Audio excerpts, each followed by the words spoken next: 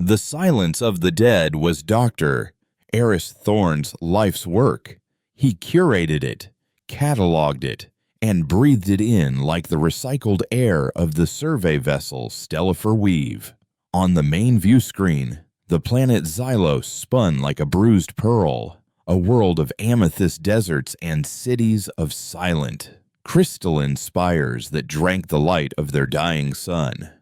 Xylos was the latest tomb in a graveyard that spanned a dozen star systems, a region of space charted on all United Earth Directorate maps with a simple, chilling designation, the Silent Systems.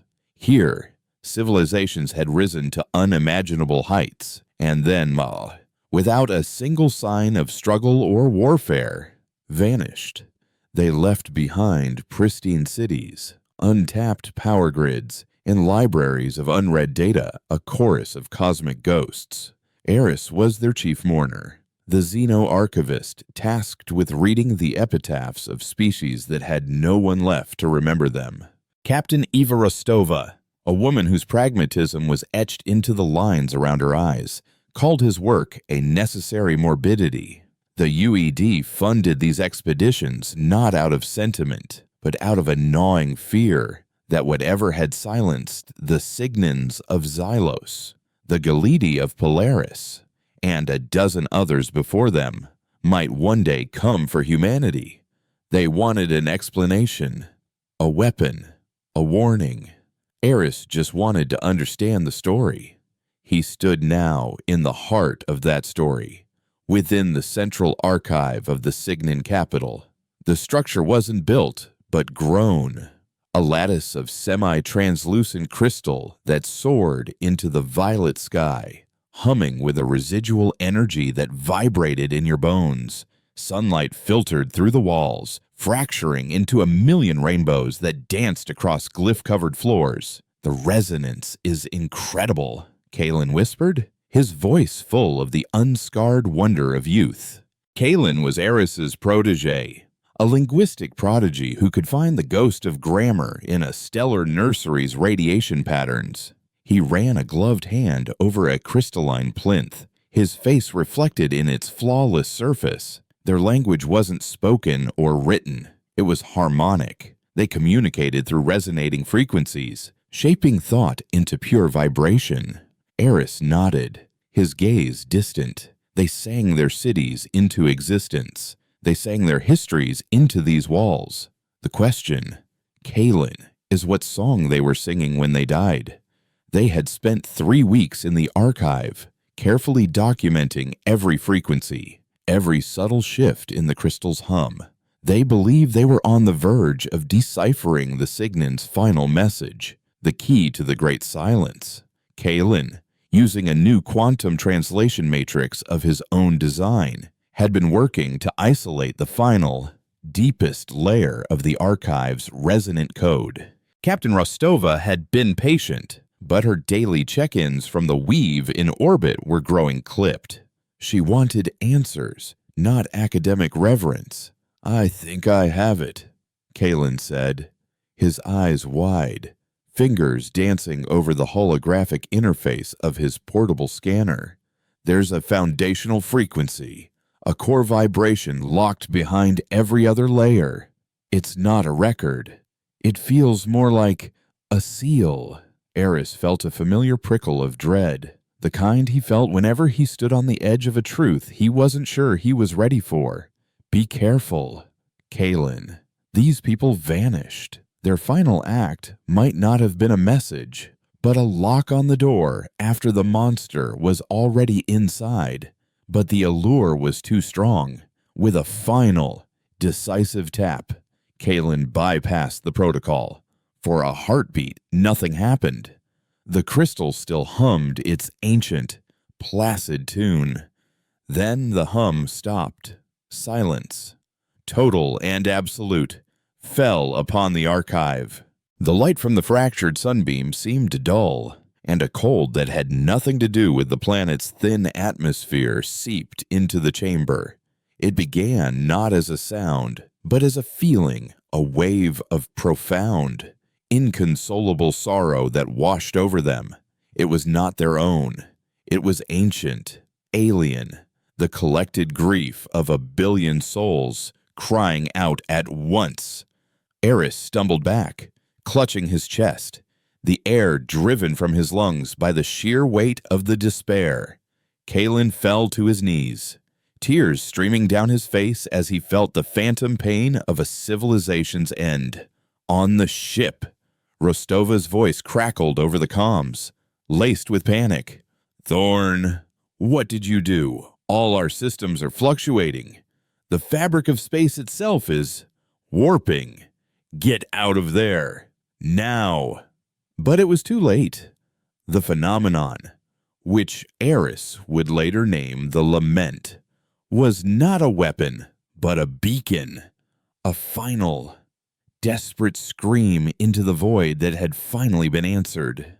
Looking up through the translucent ceiling of the archive, Eris saw the stars begin to bend. The pinpricks of light in the blackness smeared and twisted as if the universe were a canvas being warped by an unseen hand. The Stellifer Weave, a proud vessel of exploration and science, looked suddenly small and fragile against the impossible backdrop. The chorus arrived without a sound, without a flash of light. It was simply there. Reality itself seemed to fray. Inside the archive, the edges of the crystalline walls grew indistinct, shimmering like a heat haze. Aboard the ship, consoles flickered between displaying critical data and impossible, fractal geometries. Crew members cried out, seeing ghostly figures flicker in the corridors, tall, slender Signans, insectoid Gelidi, beings of pure energy, the echoes of species long dead, now parading through their ship like a funeral procession. On the bridge of the Weave, Captain Rostova gripped her command chair as the chorus manifested. It was not a creature or a ship. It was a distortion in the center of the room, a shimmering knot of light and shadow that seemed to swallow the very air around it. It spoke to them not with a voice, but directly into their minds, a torrent of raw, unfiltered experience. Rostova felt the searing heat of a sun going nova, not as an observation, but as if her own skin were blistering. Her tactical officer smelled the acrid smoke of a library world burning, every book a scream. Her helmsman heard the soft, final lullaby a mother sang as her world's atmosphere was stripped away. It was an assault of endings, a psychic barrage of 1,000 alien apocalypses, and the human mind was not built to withstand it. One by one, the bridge crew collapsed, overwhelmed by a pain they couldn't comprehend, their own consciousnesses drowning in a sea of dead memories. Down in the silent archive, Kalen was lost, curled into a ball and weeping for sorrows not his own. But Eris Thorn stood his ground. The wave of grief that had crippled the others was, to him, familiar territory. He had spent his entire adult life steeping his consciousness in the relics of the dead. He had traced their art, memorized their philosophies, and reconstructed their histories. When the chorus flooded his mind with the final moments of the insectoid Gelidi, he recognized the architectural signature of their hive cities from his own research. When he felt the sorrow of a forgotten aquatic species, he identified the unique mathematical principles of their art embedded in the memory. The Signan grief from the Lament, which still echoed in the chamber, resonated with the chorus's vast library of sorrow, and his mind, uniquely trained to catalog such things, found a terrible kind of harmony in the cacophony. He did not break. He listened. The psychic assault on the ship ceased. The crew of the Stellifer Weave was left trembling in the sudden silence, the phantom pain slowly receding. The shimmering distortion on the bridge, the archive, and a dozen other places on the ship coalesced, focusing its immense attention on the lone, standing figure in the crystal spire. The chorus had found an anomaly. Its voice shifted. the hurricane of a billion dying thoughts resolving into a single, focused query. It did not use words.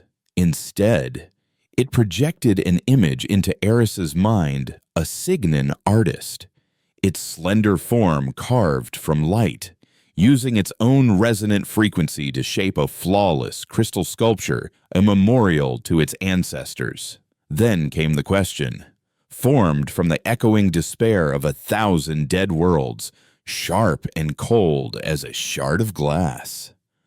Why do you collect the instruments of pain? As the question settled into his mind, Eris saw the crystalline walls of the archive begin to dissolve, not with a violent shatter, but a quiet unmaking, the atoms separating one by one as if they had simply forgotten how to hold together.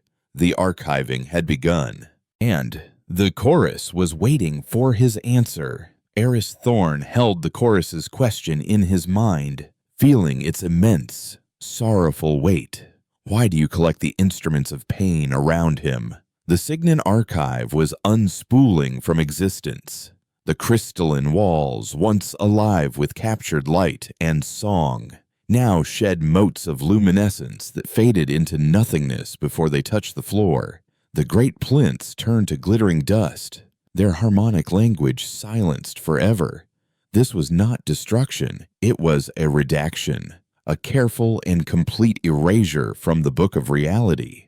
It was the answer to the mystery of the silent systems. They weren't dead. They had been archived, their stories and sorrows absorbed into the vast, grieving consciousness that now confronted him. He looked down at Kaelin, who was stirring, the wave of borrowed grief receding into a trauma that was now his own.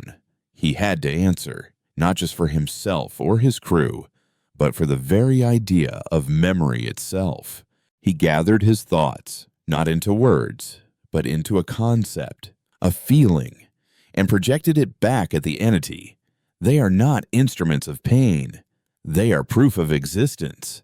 He focused on a single, clear memory from his studies, a piece of Galactic bioluminescent sculpture, a spiraling fractal of hardened resin that depicted their species' evolution from simple sea life to complex hive minds. He had spent a year deciphering its meaning. He pushed the memory forward, imbued with the awe and reverence he had felt upon understanding it. Their pain is a part of their story, but it is not the whole story. To remember the pain is to honor the beauty it was carved from.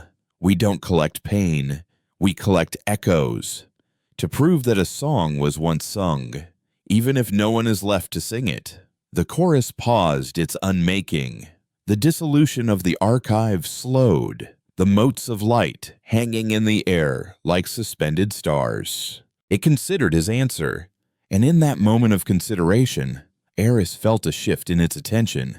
It was no longer just observing, it was probing, searching his mind with an intensity that made the earlier psychic assault feel like a gentle breeze. It swept past his academic knowledge, past his professional training, and delved deep into the messy, contradictory core of his own humanity. On the Stellifer Weave, the ship's system stabilized. Captain Rostova slammed her fist on the armrest of her chair, a surge of adrenaline clearing the last of the psychic fog. Report, she barked, her voice a steel anchor in the sea of confusion. Internal systems green, Captain, her tactical officer replied, his face pale and beaded with sweat. External sensors are, well, they're still nonsensical. The planet's energy signature is fading, but the spatial distortion remains focused on Dr. Thorn's position.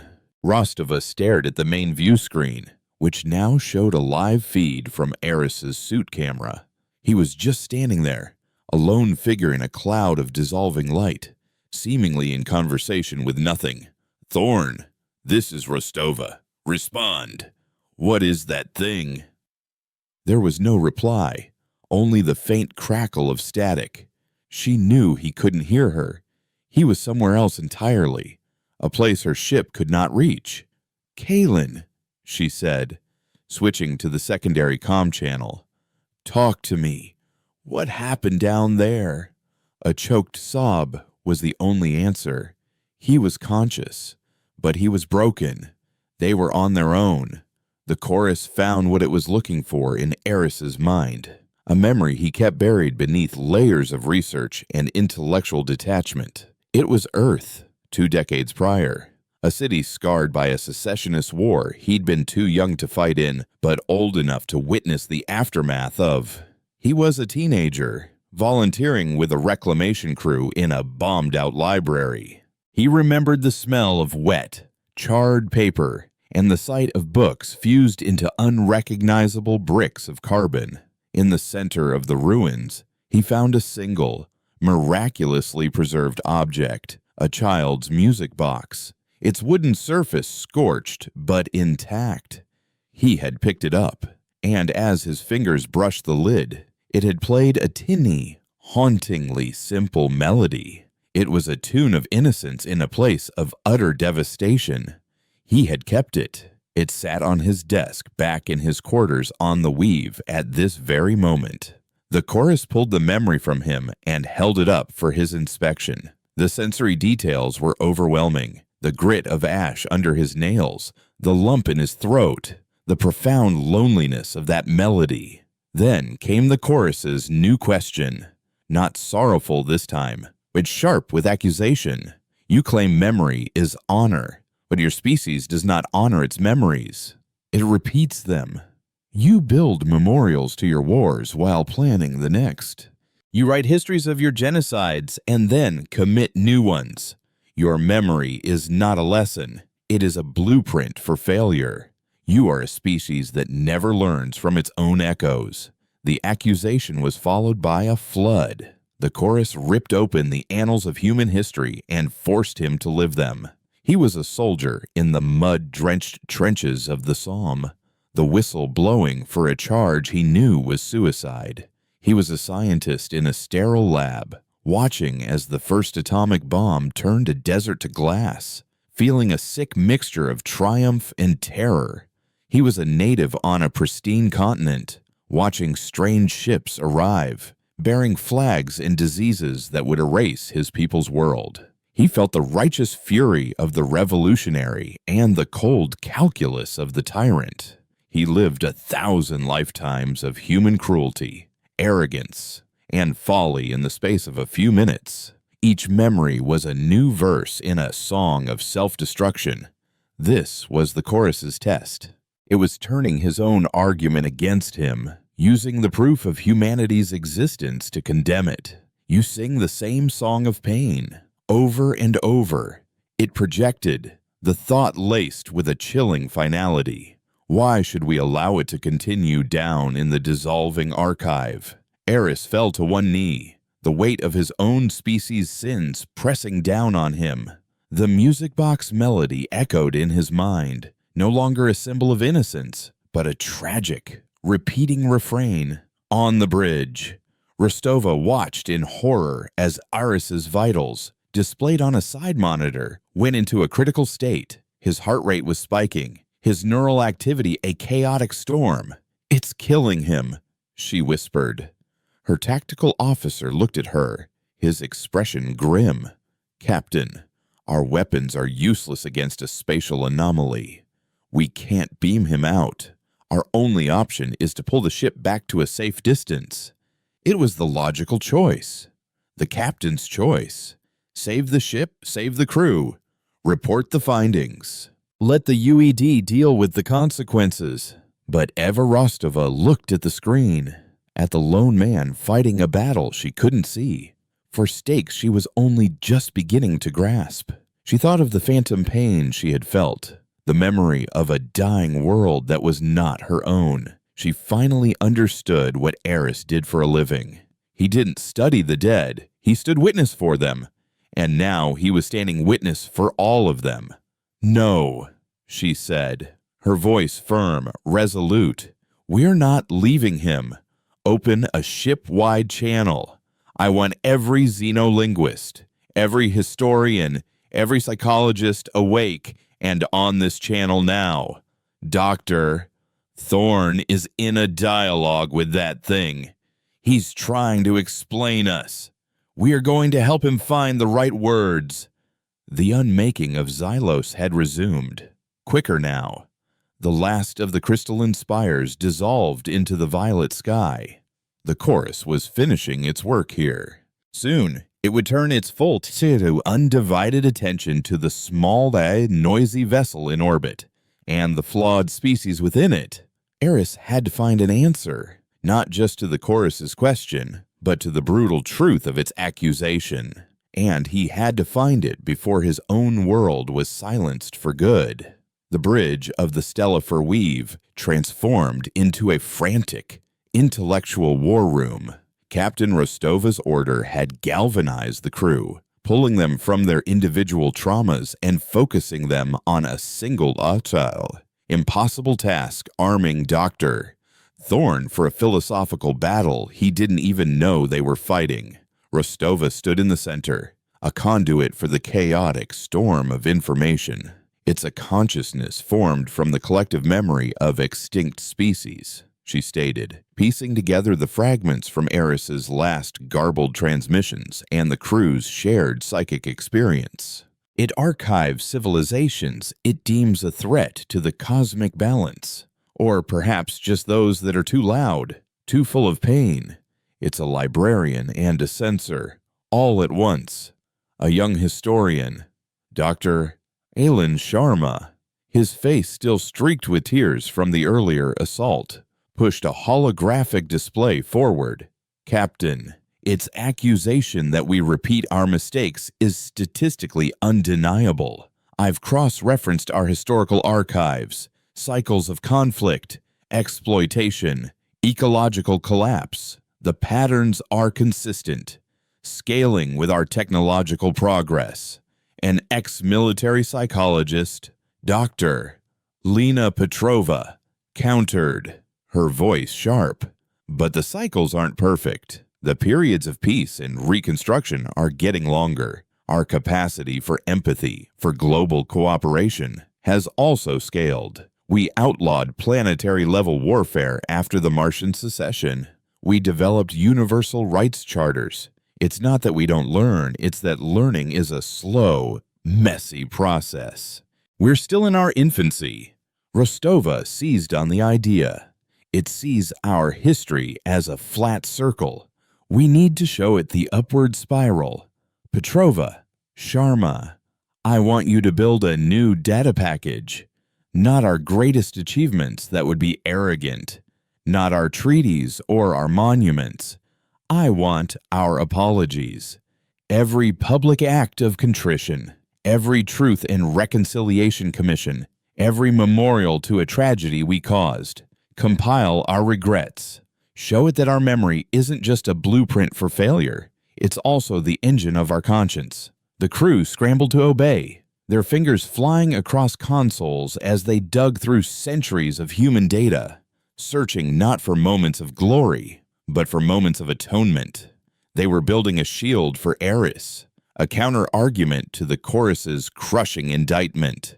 Meanwhile, down on the vanishing surface of Xylos, Eris was drowning in the sea of his species' guilt. The chorus held him in a relentless grip, forcing him to experience the nadir of human history from 1,000 different perspectives. He was a child starving in a famine caused by corporate greed, a refugee watching his home sink beneath rising seas, a soldier ordered to fire on unarmed civilians. It was an argument made not with logic, but with overwhelming, irrefutable emotional proof. His own intellectual defenses were crumbling. He had dedicated his life to the idea that memory was sacred. But the chorus was showing him that humanity's memory was a festering wound, just as the despair threatened to consume him entirely. Something new pierced the psychic maelstrom. It wasn't a memory from the chorus, and it wasn't one of his own.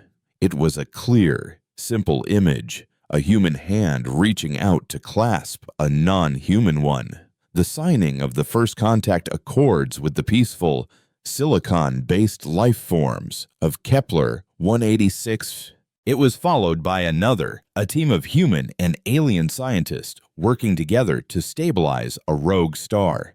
their combined knowledge saving 2 inhabited worlds.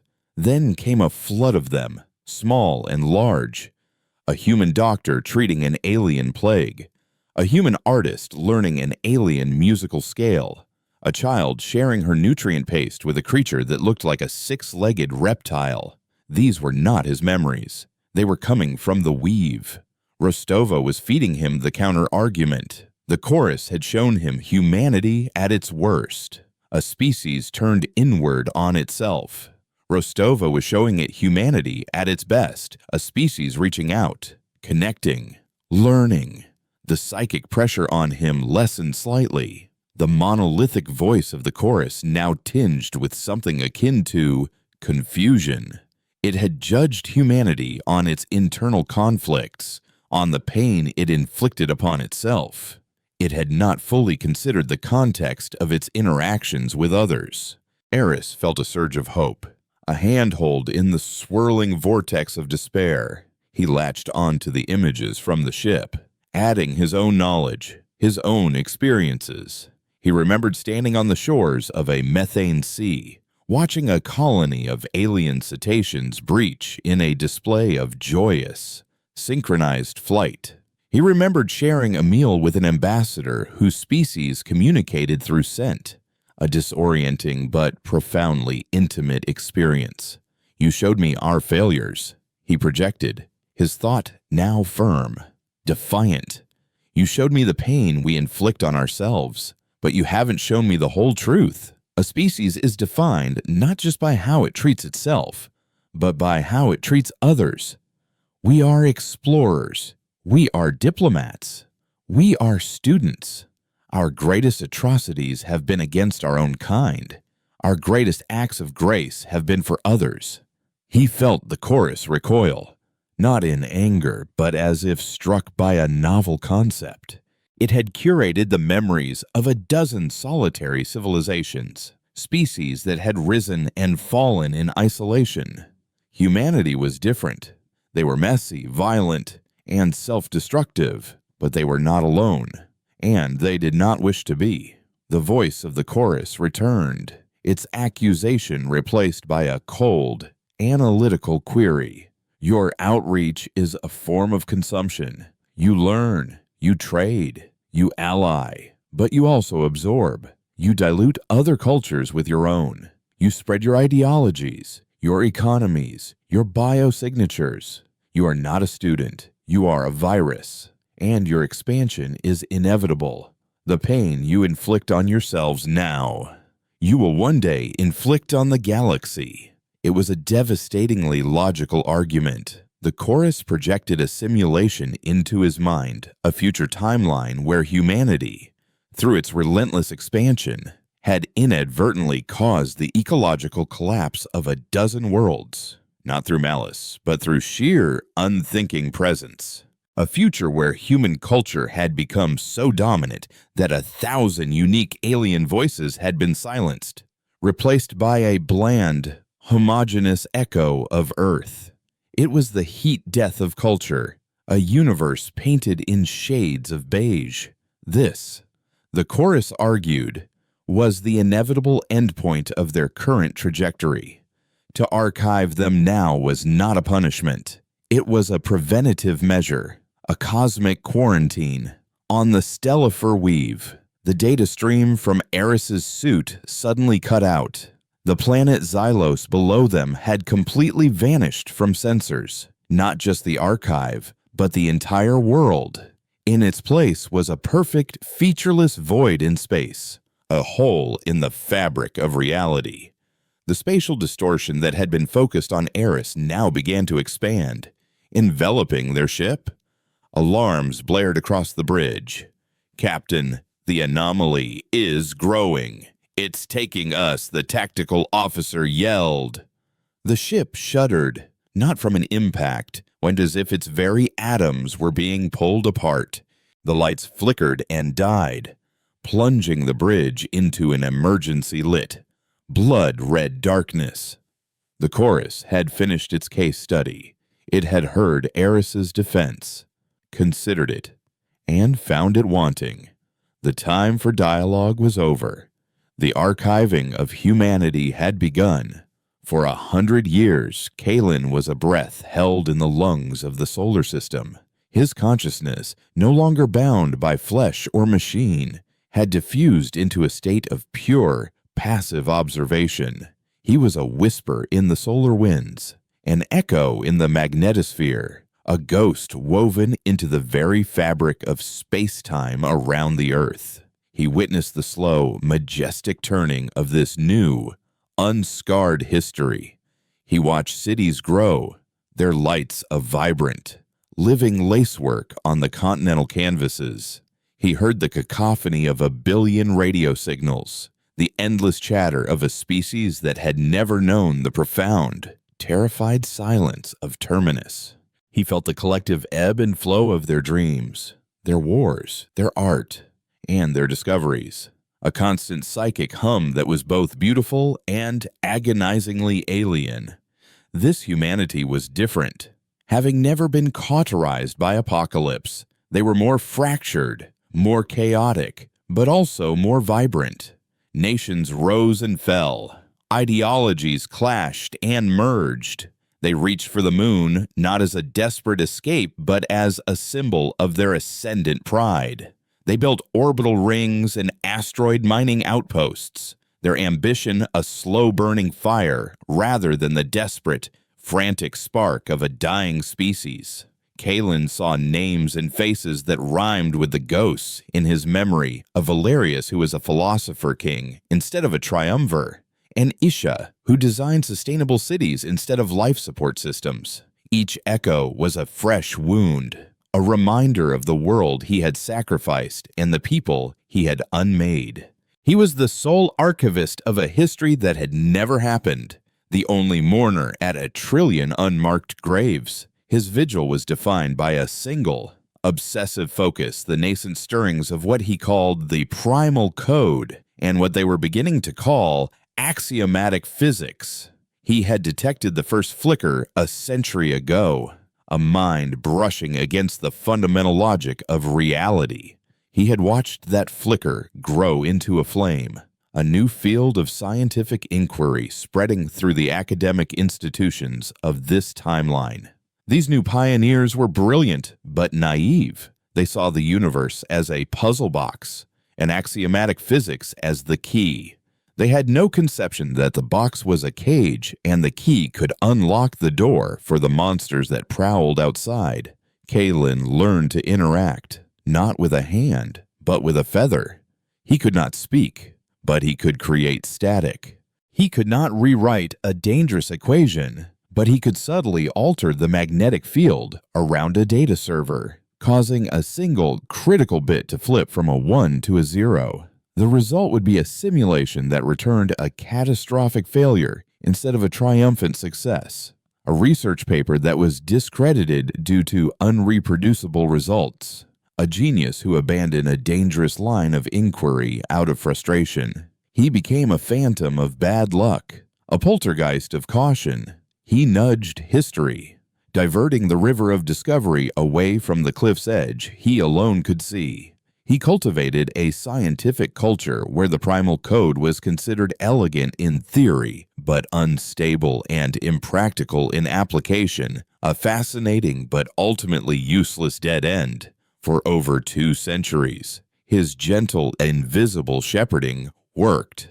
Humanity's technological progress bent toward safer paths, advanced material science, artificial intelligence, and interstellar travel via stable, predictable wormhole generation.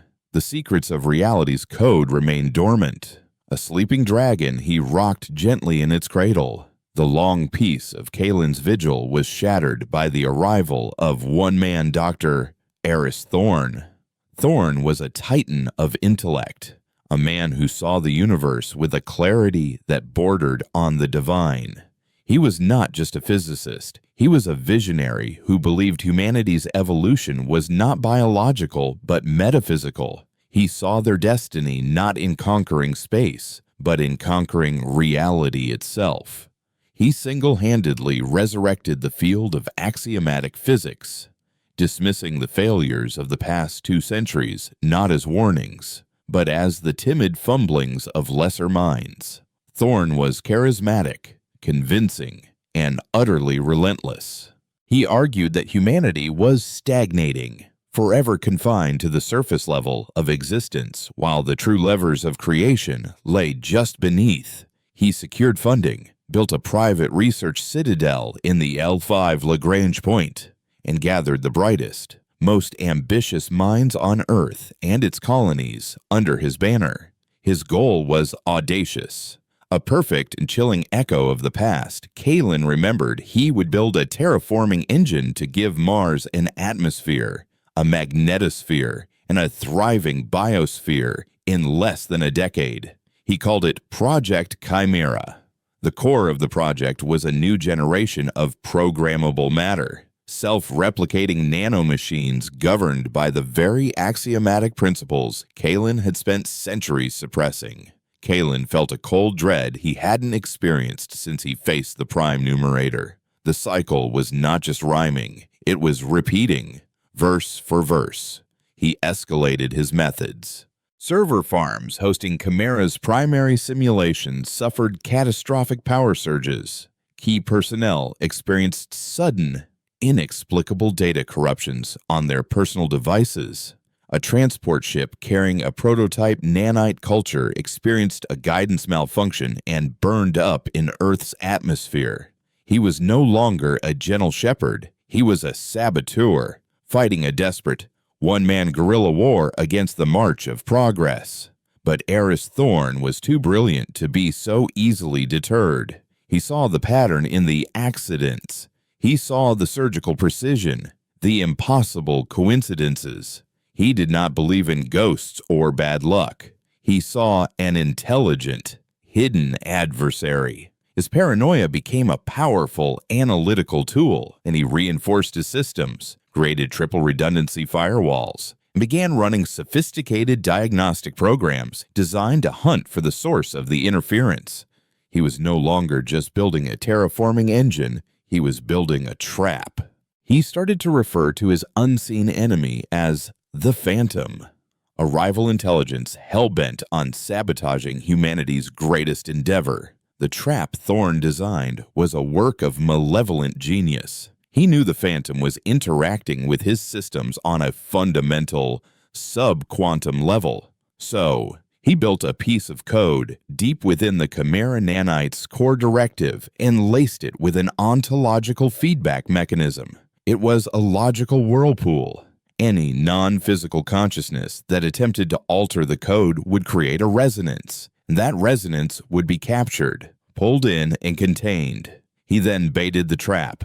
He programmed a flaw into the nanite's replication protocol, a single, elegant, catastrophic error. It was a misplaced semicolon in a universe of cascading logic. If activated, the Chimera nanites would not build an atmosphere on Mars. They would convert the entire inner solar system into a cloud of shimmering, gray death. It was the Bloom, reborn.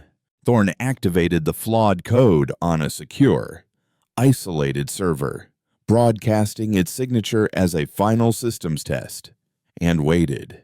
He knew the Phantom would have to show its hand. Kalen saw the flawed code, and his non-existent blood ran cold. It was the original sin, the precise error that had murdered his world. He could feel its wrongness, a discordant note in the symphony of reality. He instantly recognized the structure of the feedback mechanism around it. It was a cage, elegant and lethal. He was faced with an impossible choice: allow the code to exist, trusting that it was merely a test and would never be deployed, or intervene and walk knowingly into the prison that had been built for him. There was no choice.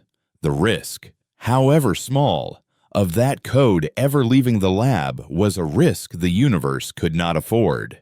He had saved this timeline once. He would not let it perish through his own inaction. He gathered his consciousness, a being of pure will and memory, and plunged toward the L5 Citadel. His approach was not physical, but ontological. He moved through the code of reality itself, a ghost slipping between the ones and zeros of existence. He reached the flawed directive, the serpent in Thorn's digital garden. He ignored the shimmering walls of the trap, focusing his entire being on a single task, weaving a patch of null code, a simple declarative statement that would render the fatal error a logical impossibility. He would tell the code, "You are not here." The moment his will touched the flawed directive, the trap sprang. The ontological feedback loop flared to life, a vortex of pure logic. Kalen felt a force of unimaginable strength seize him. It was not a physical pull, but a conceptual one, an anchor of logic sinking into his formless consciousness. He was torn from his ethereal, system-wide vigil, his vast perspective collapsing into a single, agonizing point. The universe of sensation he had known for centuries, the solar winds, the planetary hum. The starlight was ripped away, replaced by the sterile, humming confines of a machine. He had been captured. His first sensation was of form. After 300 years of boundless existence, he was suddenly constrained, given a shape within a simulated environment. He stood on a floor of polished obsidian under a ceiling of soft, white light. Before him stood a tall, lean man with piercing gray eyes and an air of triumphant exhaustion. The man's form flickered slightly, the avatar of a mind jacked directly into the system. It was Eris Thorn.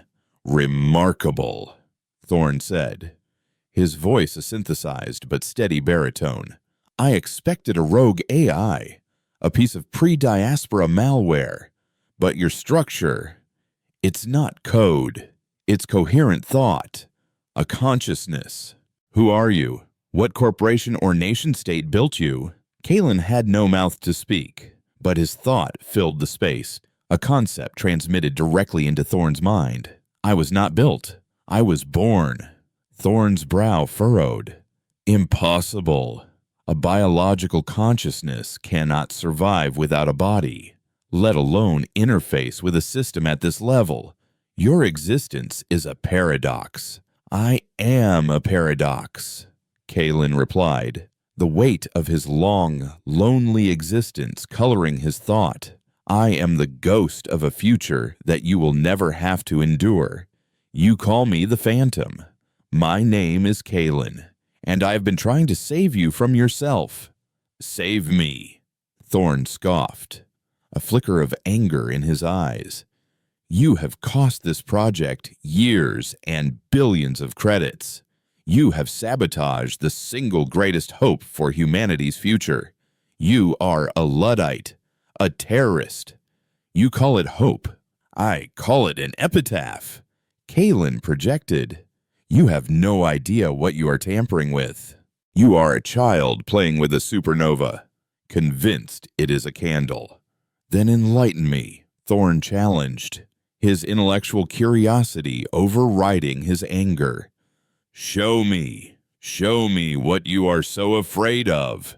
It was the opening Kalen needed.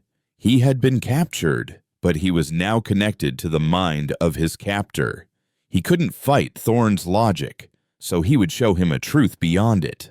"I will show you the price of a misplaced semicolon," Kalen thought, and he opened the floodgates of his memory. He did not just show Thorn the past, he made him live it. He plunged the scientist's mind into the heart of the lost timeline. Thorn felt the skin of the earth dissolve, the 72 hours of screaming terror as the bloom consumed a world. He felt the crushing pressure of living kilometers beneath a dead surface, the taste of recycled air and vat-grown protein, the endless, soul-crushing hum of the life support systems of Terminus. Thorn saw the world through Kalen's eyes. He felt the cool, amniotic fluid of the Weaver's cocoon, the surreal fusion of mind and machine. He patrolled the shimmering perimeter of the Arcology's shield, staring into the face of the silver-gray death that had inherited the Earth. He felt the collective, ancestral trauma of a species born in a tomb. Then Kalen showed him the sky. He showed him the arrival of the auditor, the cold, perfect logic of the janitor. He shared the terror of the triumvirate, the desperate command to defend their home. Thorn's mind reeled as he experienced the insane, reality-bending gambit of the null code, the feeling of unmaking a piece of the universe. And finally, he showed him the true face of cosmic horror. He took Thorn to the edge of the dead solar system and made him gaze upon the prime numerator, the black sphere of absolute indifference, the planetary eye of a god that saw humanity as a bug in the code. Thorn felt the agonizing burn of the silencer consuming Kalen's memories. He felt the unraveling of the timeline. And he felt the final, desperate sacrifice of a future that unmade a god at the cost of its own existence. The torrent of memory ceased. They were back in the obsidian room.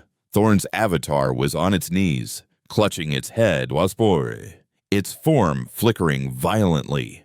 His real-world biosigns, monitored by the system, were in critical condition. The man's arrogance, his ambition, his entire worldview had been sandblasted away by the gale force horror of a reality he had never known. He looked up at Kalen silent, waiting for him, and there was no triumph in his eyes, only a profound, soul-shattering terror. You destroyed a god," Thorn stammered, his voice trembling, "to save a child who was playing with the same fire." Kalen replied, "Project Chimera." Thorn whispered, the name now tasting of ash in his mouth, "is the single greatest threat your species has ever conceived." Kalen finished for him, not because of malice, but because of ignorance. "You stand on a cliff's edge in the dark, and you are so proud of the step you are about to take."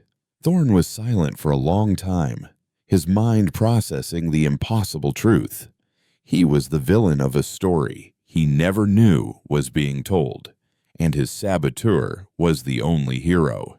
His ambition had nearly doomed them all. The shepherd had been forced to let the wolf catch him to save the flock. "It can't be uninvented," Thorn finally said, his voice heavy with a newfound, terrible responsibility. "Axiomatic physics, the primal code. Others will follow my path. We are defenseless." "You were," Kalen corrected. "You are not anymore. You have captured the ghost. Now, you must decide what to do with it." A new idea began to form in Thorn's shattered mind, a new purpose rising from the ruins of his ambition. He looked at Kalen, no longer as a prisoner, but as an asset of unimaginable value, a weapon, a shield, a memory. "Project Chimera is terminated," Thorn declared, his voice regaining its strength, but now tempered with a grim resolve. "Effective immediately. Its new designation is Project Aegis. Its purpose is not creation, but defense. We will build a shield around this world, a weapon to watch the dark, and you, Kalen, you will be its heart." Kalen felt the purpose of his long, lonely vigil shift. The shepherd's watch was over. The guardian's duty was about to begin. He was no longer a secret, but a system. He would be integrated into the Aegis. His consciousness spread through a network of deep space observatories, orbital defense platforms, and ontological sensor arrays. He would be humanity's eyes and ears, its first and last line of defense against the horrors he alone remembered. Thorn severed the connection. In the real world, in the command center of the L5 Citadel, he stood up, his face pale but his eyes burning with a terrifying new clarity. He began barking orders, his voice ringing with absolute authority. "Scuttle the Mars deployment. Reroute all power to the primary sensor arrays. I want every nanite culture repurposed for defensive matrix construction. Our work is just beginning." His second-in-command looked at him, confused. "Sir, what's happened? Did you find the Phantom?" Thorn paused, looking out of the viewport at the brilliant blue jewel of the earth, hanging fragile and beautiful in the void. He thought of the silver-gray death that almost was, and the silent ghost who had held it at bay for 300 years. "Yes," Thorn said, a grim smile touching his lips. "I found him. And now he works for us." Far beyond the orbit of Neptune, at the very edge of the solar system, a ripple in space-time appeared. It was small, fleeting, a distortion that no conventional telescope could have detected. But the nascent Aegis system, with Kalen's consciousness now at its core, saw it instantly. It was not the crystalline signature of the auditors. It was something new, something unknown. And it was watching. In the sterile control room, a new alert chimed, a soft, insistent tone that cut through the chatter. Thorn looked at the tactical display, at the new, unidentified symbol that had just appeared in the deep dark. He felt a chill, but it was not the chill of fear. It was the thrill of readiness. He looked up at the ceiling, as if he could see the ghost in his machine. "Report, Weaver," he said, the forgotten title feeling right. A word of power resurrected from a dead timeline. A single, silent, conceptual thought bloomed in his mind, and in the mind of every person connected to the Aegis network. It was a voice of calm resolve, of infinite patience, and of absolute readiness. "I am here, and we are the shield." The integration of Kalen into Project Aegis was a silent revolution. To the public, Eris Thorn's massive L5 citadel was a monument to a failed terraforming project, a boondoggle quietly repurposed for deep space observation. But to the handful of scientists and military strategists Thorn had initiated into the truth, it was the most important undertaking in human history.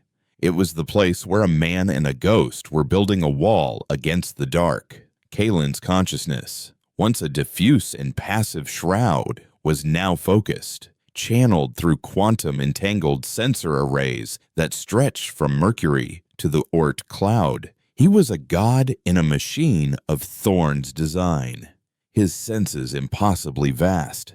He could taste the chemical composition of solar flares and feel the faint gravitational tug of rogue planets drifting in the interstellar void. For the first time since his lonely vigil began, he was not alone. He was linked to Thorn and his core team, a constant, silent presence in their minds, a partnership built on a shared, terrible secret. The first sign of the new threat came not as a visual contact, but as a feeling.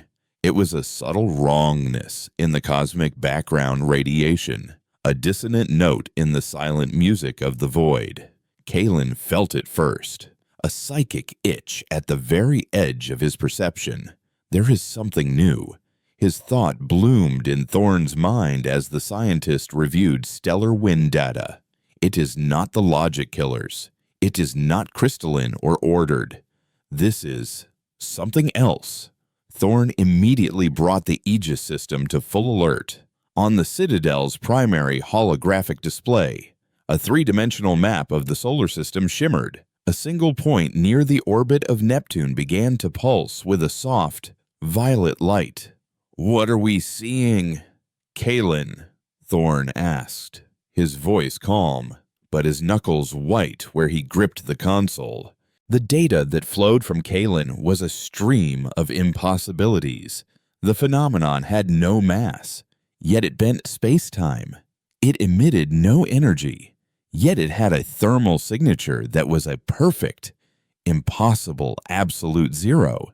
It was a localized paradox, but it was not the clean, logical paradox of the null code.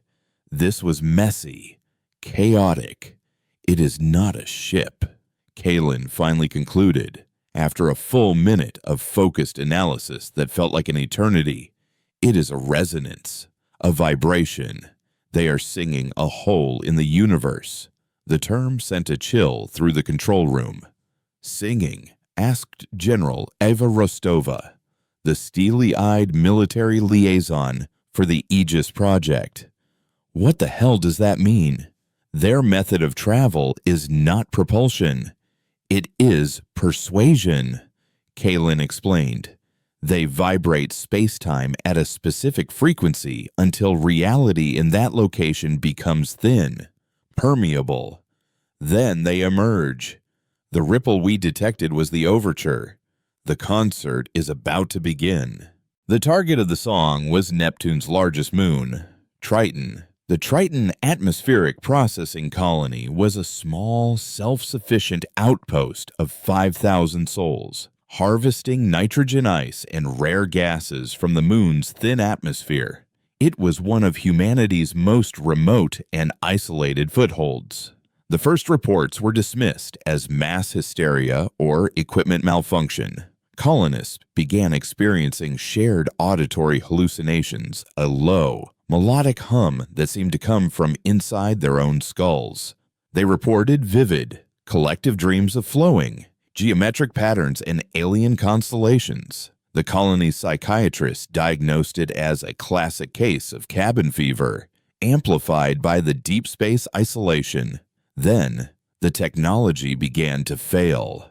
The colony's systems were robust, designed to withstand the harsh environment of the outer solar system, but they were not designed for a reality that was actively being rewritten.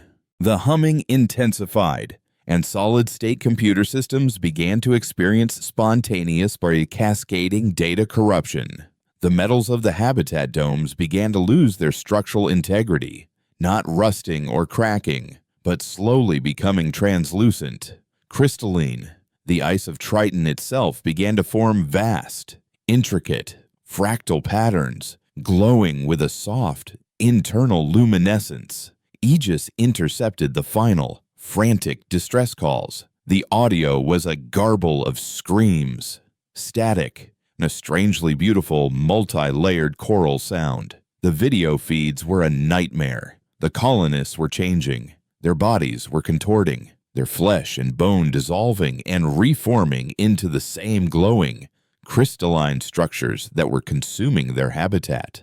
They were not dying. They were being transformed, their biological matter being tuned to the alien resonance. The last coherent message was from the colony director, her face a mask of horrified awe as her own hands began to glow and turn to crystal. "It's so beautiful," she whispered, before the signal died, replaced by the overwhelming sound of the alien chorus. Silence fell across the Aegis control room. The violet light representing the phenomenon on the main display had now enveloped the icon for Triton. The moon was no longer just a moon, was a resonator, an amplifier for the alien song, a beachhead in their solar system. General Rostova looked physically ill. "What do we do? Do we send a fleet? Do we bombard the moon from orbit?" "You cannot shoot a song," Thorne said, his voice a grim whisper. He was looking at Kaylin's icon on his console, a simple, ghostly white outline of a human form. He knew the answer had to come from him. She is right. Aris.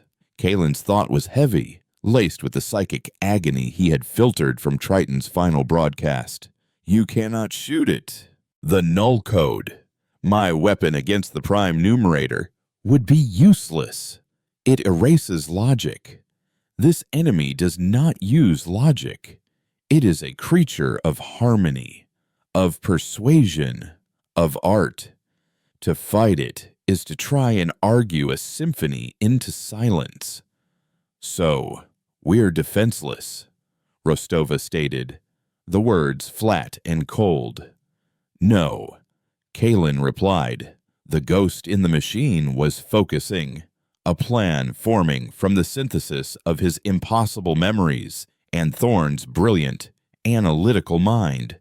We do not argue with the symphony. We overpower it. We write a better song.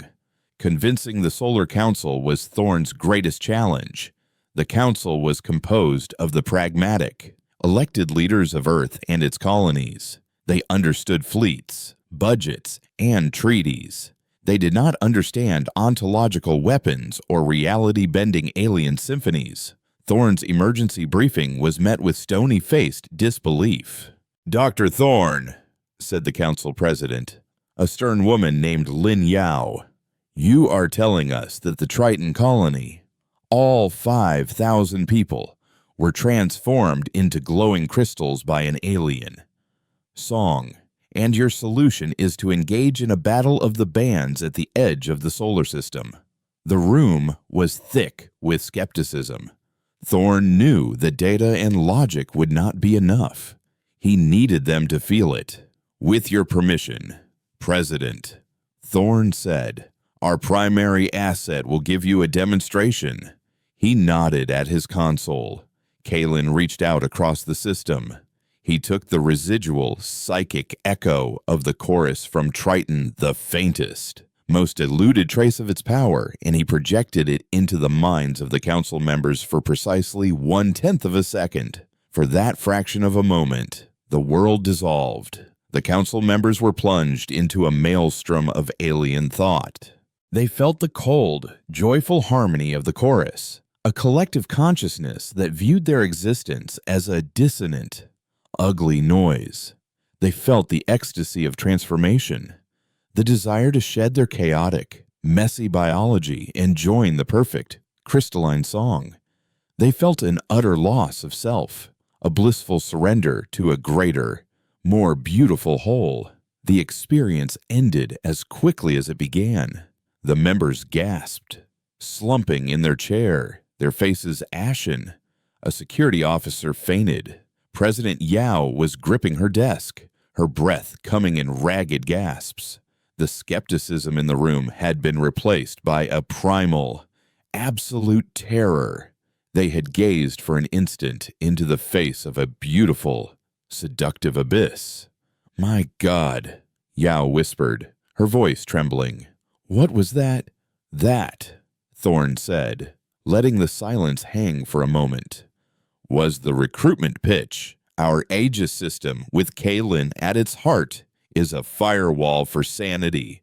He filtered that experience by a factor of 1,000,000. The colonists on Triton heard the full symphony. They never stood a chance. He had their complete, undivided attention. Kalen's plan is not to build a bigger weapon," Thorne continued, his voice now ringing with authority. "It is to build a counter-resonance, an anthem, a broadcast that affirms our existence, our right to be chaotic and biological and dissonant. We will use the Aegis network not to fire missiles, but to broadcast a song of pure, defiant humanity. We will fight their art with our own." President Yao looked at Thorne, her eyes filled with a new, fearful respect. "Doctor, General Rostova, you have a blank check. Do whatever it takes. Build your anthem." The task was monumental. How do you compose a song that can fight a reality-warping alien consciousness? Kalen understood that it couldn't be music in the conventional sense. It had to be a frequency built from the very essence of what the chorus was trying to overwrite, the chaotic, illogical, and beautiful noise of human existence. He became a conductor, with all of humanity as his orchestra. With Thorne directing the technical aspects, Kalen dove into the global noosphere, the collective unconscious of his species. He wasn't just observing anymore. He was listening, gathering. He gathered the raw, unstructured emotions of 1,000,000,000 dreams. He captured the fierce, illogical love of a mother for her child. He sampled the spike of defiant joy from a scientist making a breakthrough, the quiet courage of a rescue worker entering a burning building, the shared, tearful grief of a memorial. He took the chaotic energy of a crowded city street, the soaring creativity of a masterpiece of art, the stubborn, irrational hope of a farmer praying for rain. He even took their pain, their anger, their fear, the dissonance, and wove it into the composition, not as a flaw, but as a vital, necessary component of the whole. It was the proof that they were not a perfect, harmonious crystal. They were a messy, vibrant, and unbreakable tapestry of contradictions. He and Thorn shaped this raw, conceptual data into a coherent, transmittable wave, an ontological frequency they called the Hymn of Discord. It was not beautiful in the way the chorus's song was. It was complex, challenging, and at times painfully raw. It was the sound of a species that refused to be silenced, a species that found its strength not in harmony, but in the infinite variety of its individual voices. The Aegis network was reconfigured. The vast sensor arrays were reversed, becoming a colossal broadcast antenna. The orbital defense platforms were tuned to act as amplifiers, their power cores ready to pour unimaginable energy into the broadcast. As they made their final preparations, the resonance from Triton began to change. The song was growing louder, deeper. Kalen could feel it beginning to probe, to reach out, its tendrils of influence creeping toward Uranus and Saturn. The chorus had consolidated its position and was preparing to expand. They were running out of time. Thorn stood on the command bridge, looking at the tactical map. The violet stain of the chorus pulsed at the edge of the system. "Are we ready?" "Kalen," he asked. "The composition is complete." Kalen's thought resonated through the citadel. "It is the truest sound of them, of you, a song of stubborn, glorious imperfection."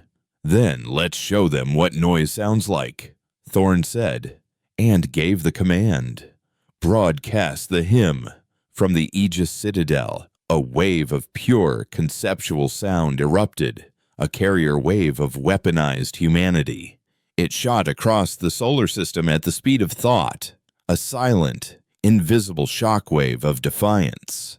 It was aimed at the heart of the crystalline symphony on Triton, a counter-song designed not to destroy, but to declare, in a voice the entire universe would be forced to hear, "We are here, and this is our sound." The Hymn of Discord did not strike Triton like a weapon. It arrived like a memory, the wave of weaponized humanity, a concept Kalen had woven from the very soul of his species, washed over the crystalline moon. There was no explosion. Instead, the pure, perfect hum of the chorus faltered. The unified, melodic resonance that had rewritten the moon's reality was shattered by the sheer, stubborn noise of human existence. On the surface of Triton, the vast, glowing fractal patterns flickered. The perfect internal light that shone from the transformed colonists and their habitats began to swirl with chaotic, conflicting colors. The symphony had been interrupted by a billion-voice choir singing a billion different songs at once. Within the Aegis control room, the tactical display was a storm of incomprehensible data. "What's happening?" General Rostova demanded, her voice tight. "Are we winning?" "We haven't won," Thorn answered, his eyes wide as he absorbed the ontological feedback. "We've forced a stalemate. Their song was a statement of absolute harmony. Ours is a statement of absolute individuality. They are mutually exclusive, and right now, they are canceling each other out." Kalen's presence filled Thorn's mind, a thought colder and sharper than the void outside. It is a feedback loop. Eris, we are screaming so loud they cannot sing. But we cannot scream forever, and they have only been silenced. They have not been convinced. He was right. Kalen could feel the chorus, its vast consciousness recoiling not in pain, but in sheer, profound confusion. It had never encountered anything like this. It was a being of pure, unified art, and it had just been assaulted by the conceptual equivalent of graffiti, punk rock, and a million lovers' quarrels. It was trying to understand, to find the pattern in the noise, to harmonize the dissonance. And Kalen knew that if it ever succeeded, and it would incorporate their hymn into its song, and the next wave would be unstoppable. But then, something new happened, something far worse. It began as a sudden, jarring silence, the background static of the universe, the faint hiss of cosmic radiation that was the constant companion to the Aegis sensors, vanished. The entire electromagnetic spectrum within the solar system went unnervingly flat. Eris, Kalen's thought, was a blade of pure ice, a dread that transcended all his previous fears. They heard us. The noise of our battle, it attracted something else. Who heard us? Thorn whispered. Kalen didn't need to answer. At the edge of the solar system, reality itself began to tear. These were not the vibrant, persuasive wholes the chorus had sung into existence. These were clean, sterile, perfect lines, appearing as if drawn with a cosmic scalpel. From these lines, things emerged. They were not ships. They were geometric proofs, physical manifestations of absolute, unassailable logic. One was a perfect cube that absorbed all light and information. Another was a constantly rotating tesseract whose angles were a physical offense to the eye. A dozen of them appeared, silent and vast, arranging themselves in a flawless spherical formation around the solar system. The logic killers, the creators of the prime numerator, had arrived. They had detected an equation that did not balance a cacophony of two opposing, reality-bending forces, and they had come not to conquer, but to delete the entire faulty line of code. They had come to sterilize the system. The logic killers did not communicate. They acted. From each perfect shape, a wave of energy expanded, an axiomatic field. It wasn't a wave of destruction, but of simplification. As the field passed the outer planets, their complex orbital mechanics, their chaotic weather patterns, their very geological diversity began to smooth out. The great red spot of Jupiter began to shrink, its colors fading to a uniform beige. The rings of Saturn lost their intricate detail, collapsing into a single, featureless band. The logic killers were erasing complexity. They were rounding down the universe to its simplest, most stable state, nothing. The effect on the warring ontological forces was immediate. The chorus's song from Triton faltered completely, its resonance shattered by the axiomatic field. The Aegis system's broadcast of the hymn of discord sputtered, the complex human emotions it carried being simplified into meaninglessness. Then, for the first time, the chorus reached out. A single, pure, and now desperate note cut through the jamming field, a tight beam psychic signal aimed directly at the Aegis. It was not a song of conversion. It was a plea. Kalen acted as the bridge, translating the conceptual plea into words for Thorn and his team. It calls them the Great Silence. Kalen's thought echoed in the control room.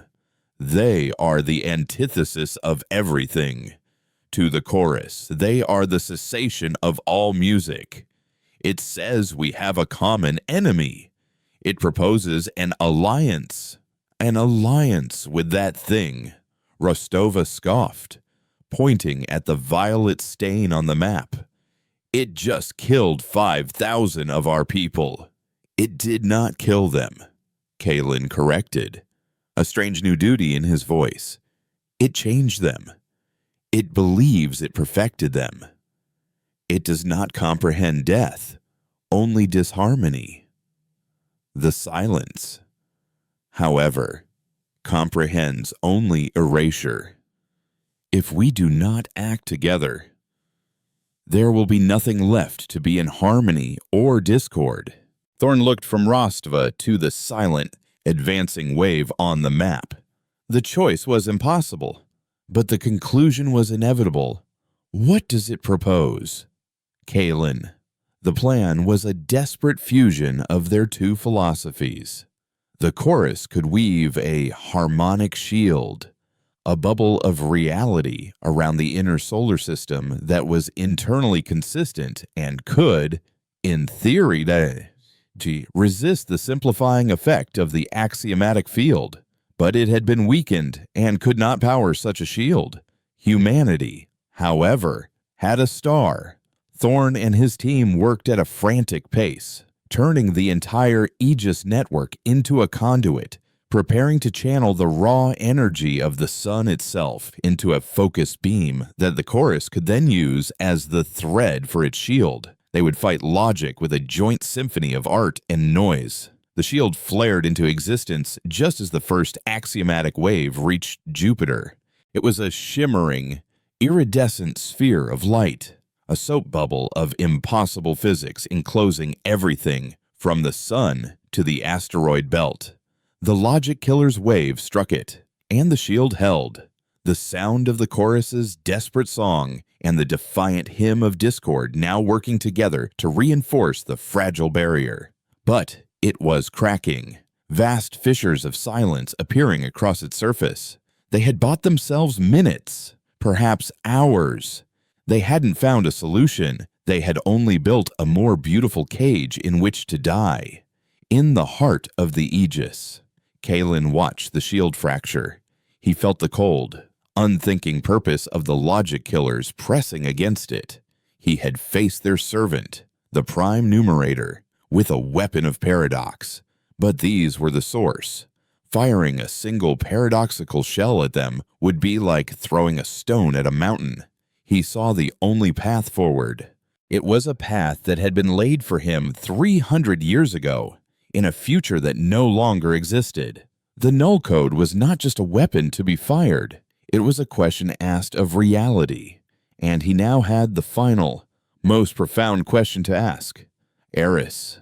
His thought to his friend was quiet, suffused with a strange and final peace.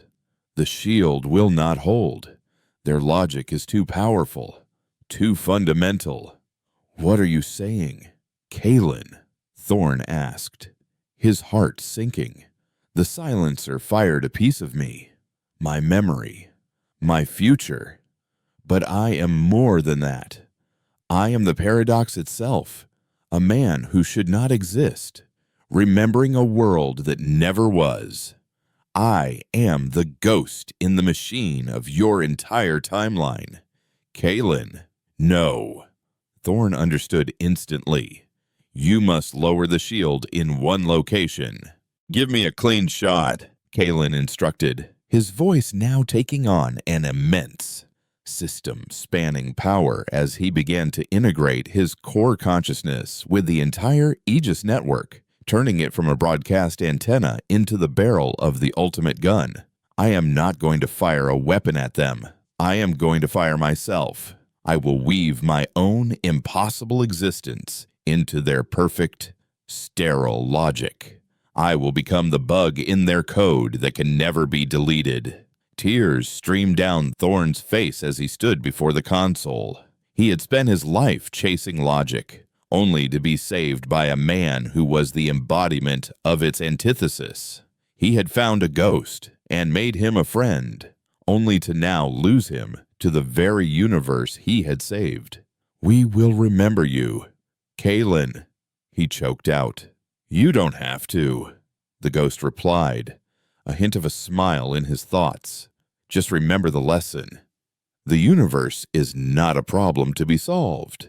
It is a song to be sung. And it is most beautiful when it is loud and chaotic and free. Thorn nodded to the shield controller. Open a channel on his mark. Kalen gathered himself. He was no longer a man, no longer even a disembodied consciousness. He was a concept, a living memory of a dead timeline. He was the sum of every contradiction that had allowed humanity to survive. He was the heretic, the weaver, the ghost. The harmonic shield peeled open, revealing a clear path to the perfect, black cube at the heart of the logic killer's fleet. And Kalen fired. The Aegis network erupted with a wave of energy that was not light, not sound, not force. It was a wave of pure potential, of infinite variation. It was the color of a dream, the sound of a forgotten name, the feeling of a choice not taken.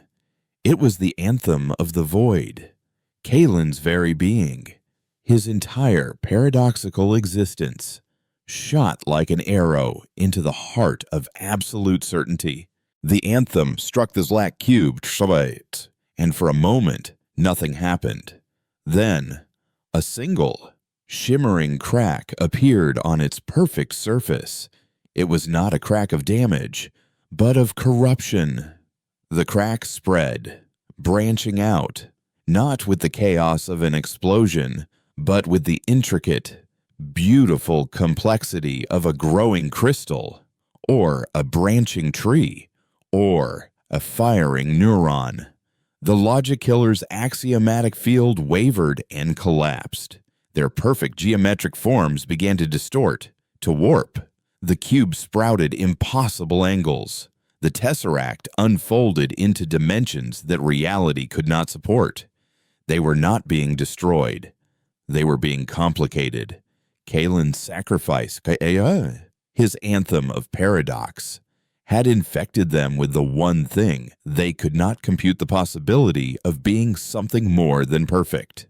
They ceased to be weapons and became eternal, silent monuments to the limit of logic, vast, impossible sculptures drifting in the dark. Epilogue: The Echo and the Dawn.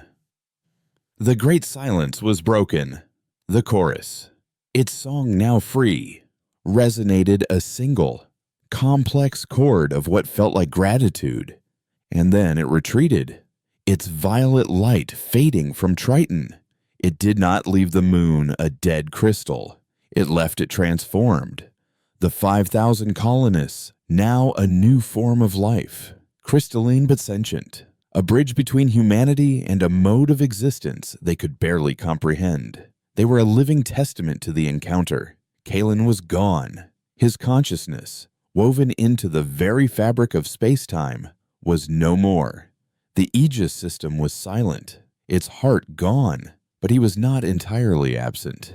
Years later, Eris Thorn stood on the red soil of a thriving Mars. The terraforming had finally been achieved, not with the flawed Chimera project, but with the help of the Triton colonists, whose understanding of harmonic resonance allowed humanity to persuade a world to live, rather than forcing it. Humanity was no longer ignorant. They knew they were not alone. They knew the universe was filled with terrors, but also with wonders beyond their wildest imaginings. They were cautious, but they were no longer afraid. They were reaching for the stars again, not as conquerors, but as explorers, artists, and students. Thorn looked up at the vast, star-dusted sky. The impossible, silent sculptures of the transformed logic killers were now a permanent constellation, a navigational point for new starships, a reminder of the battle that was never recorded in any history book. And sometime when a scientist was on the verge of a breakthrough, when a poet struggled for the perfect word, or when a captain made an intuitive leap of logic to save their ship, they would feel it. A faint, fleeting whisper in the back of their mind, a flicker of an impossible memory, a sense of a silent, encouraging presence. It was the ghost no longer in the machine, but in the soul of his species. It was the echo of a weaver who had unmade a god, befriended a symphony, and taught logic itself how to dream. Kalen's vigil was over. His anthem, however, would play on forever in the stubborn, glorious, and chaotic heart of humanity as they finally and fearlessly took their place in the cosmic song.